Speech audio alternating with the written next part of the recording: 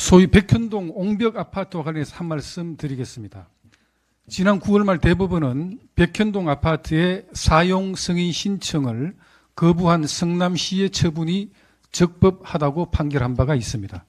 이러한 대법원의 판결 결과 백현동 아파트 주민들은 수십억 원에 이르는 아파트 값을 정상적으로 치렀지만 대지권 등기 불가, 정상적 매매 제한, 커뮤니티 센터 사용 불가 등 막대한 재산 피해를 입고 있습니다.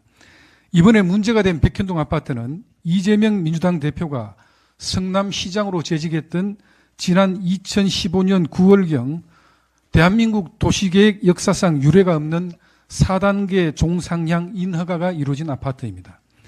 이와 관련해 이재명 민주당 대표는 백현동 아파트 인허가는 국토부의 협박 때문이라는 취지로 주장을 했습니다.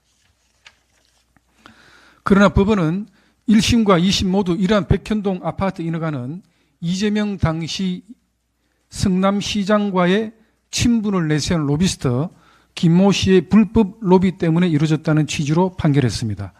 또한 감사원도 성남시가 위법한 건축 행위를 그대로 승인했다라고 판단하고 있는 상황입니다.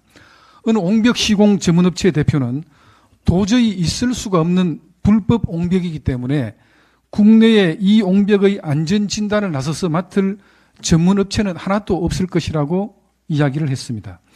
이러한 상황에 대해서 백현동 아파트 주민들이 인허가권자였던 당시 성남시장 이재명 대표에게 집단 손해배상 청구 소송이라도 해야 한다.